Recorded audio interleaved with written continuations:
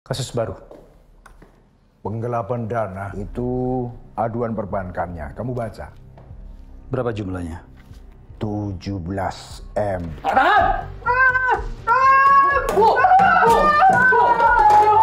Jadi dengan kata lain Anda bisa melakukan hacking ke sistemnya Yubi?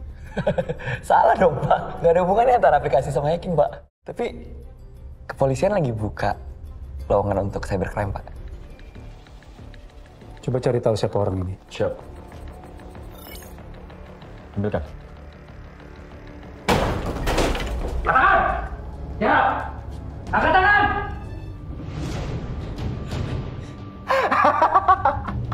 Halo para pencinta movies, pada kesempatan kali ini saya akan menceritakan alur cerita series yang berjudul Rencana Besar yang rilis pada tahun 2023. Film ini adalah serial web Indonesia tahun 2023 yang diproduksi oleh Falcon Picture. Serial yang ditayangkan di Prime Video ini diadaptasi dari novel berjudul Sugaida dengan disutradarai Daniel Rifki. Film ini diperankan oleh Dwi Sasono, Adipati Dolken, Prisia Nasution, dan artis papan atas lainnya. So guys, tanpa berlama-lama lagi, kita langsung masuk saja ke dalam alur cerita filmnya. Check it out! Mampus.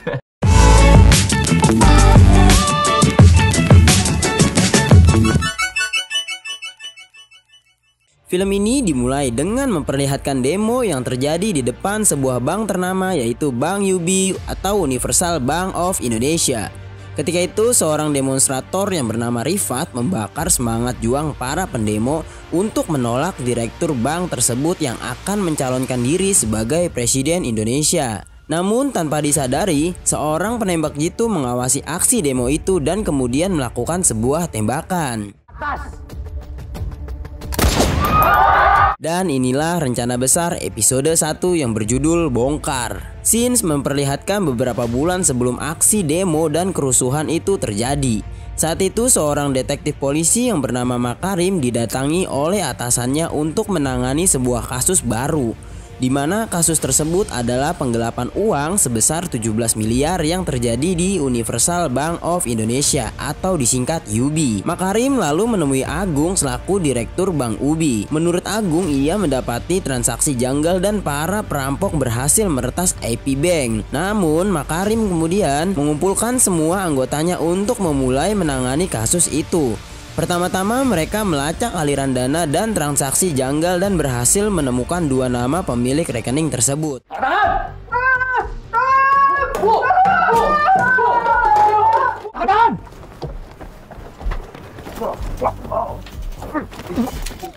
Anda ikut saya ke kantor. Makarim lalu menyuruh anak buahnya yaitu Haidar untuk membekukan rekening tersebut. Sementara Jarwo diminta untuk memeriksa kedua lansia itu dan menanyakan mengapa di rekening mereka bisa ada uang senilai 17 miliar. Kedua orang tua itu pun bingung karena mereka tidak pernah membuka rekening dan menabung di bank manapun. Terlebih lagi mereka juga merasa tidak mungkin memiliki uang sebanyak itu. Selanjutnya Haidar dan Jarwo pun memberikan berkas percobaan penyerangan hacker yang ada di seluruh Indonesia. Data itu menunjukkan bahwa Bank UB adalah bank yang paling baik dalam hal sistem keamanannya. Selain itu hampir mustahil jika server bank tersebut bisa dihack dari luar.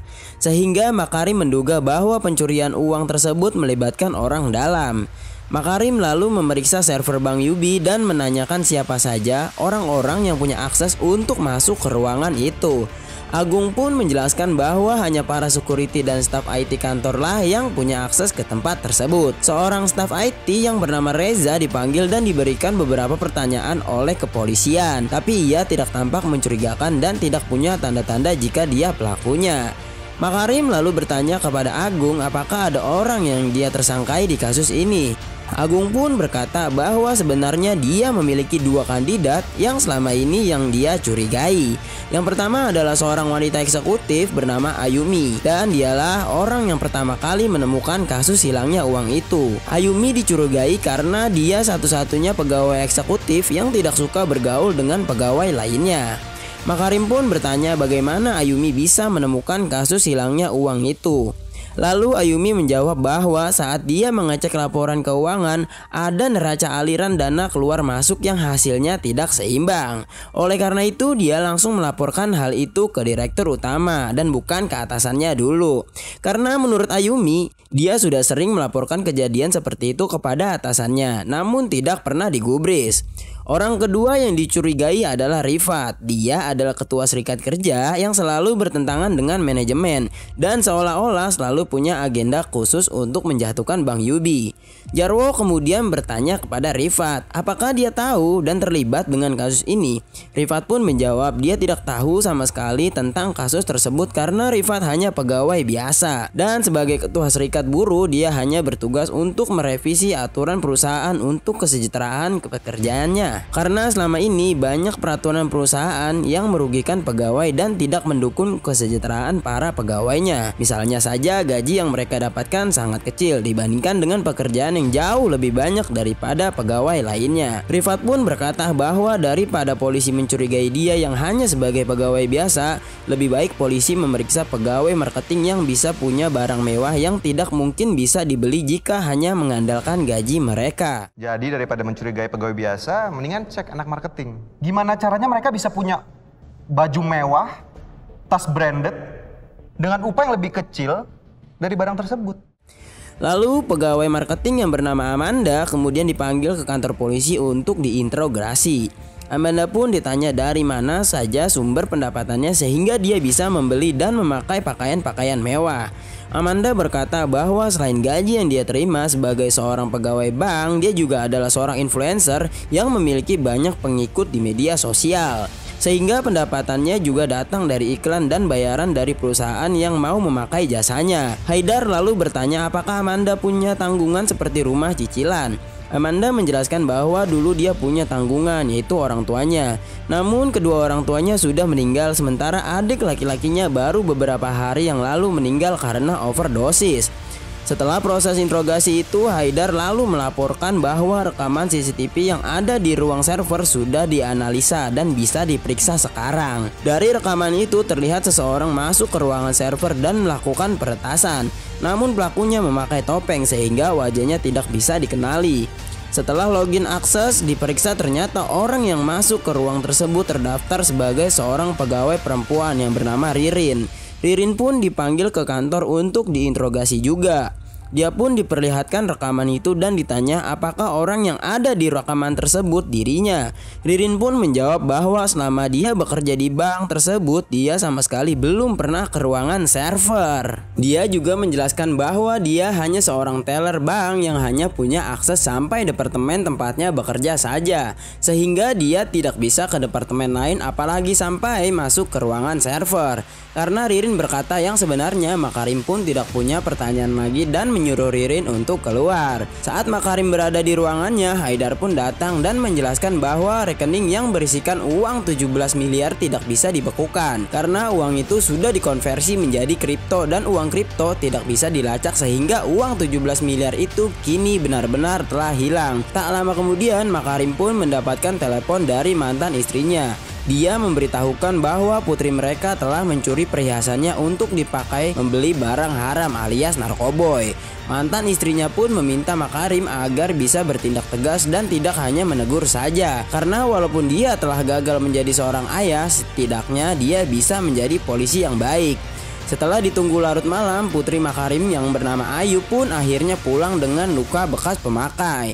Makarim pun dengan marah menyiram putrinya itu dengan air dan memperingatkannya untuk tidak memakainya lagi.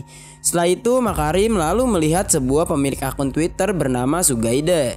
Akun tersebut membeberkan kasus tentang hilangnya uang 17 miliar di Bank Yubi, sehingga kini telah diketahui oleh media. Komisaris bank yang bernama Surya pun dimintai pendapat tentang hal itu. Namun dia seperti tidak menganggap hal itu penting dan malah sibuk dengan urusan kampanyenya yang akan mendaftar menjadi calon presiden. Karena kasus tersebut bocor ke publik, nasabah Bank Yubi pun ramai-ramai menarik uang di rekening mereka karena takut jika uang mereka akan hilang. Hal itu pun membuat para direktur khawatir karena takut jika bisa mengakibatkan krisis moneter seperti pada tahun 1998.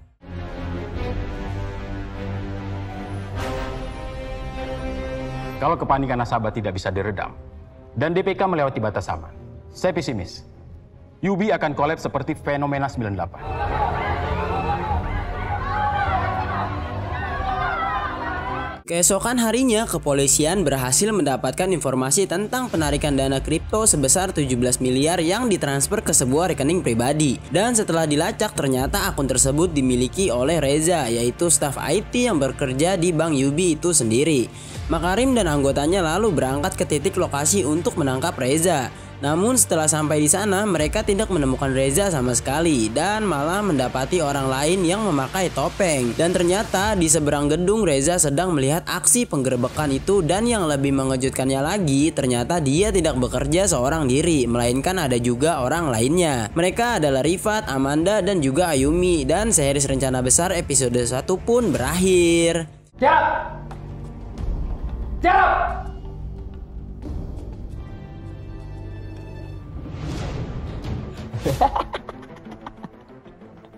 Mampus. Captionnya, kebenaran telah dibungkam. Lawan. Oke tuh, tambahin hashtag kali ya, biar trending.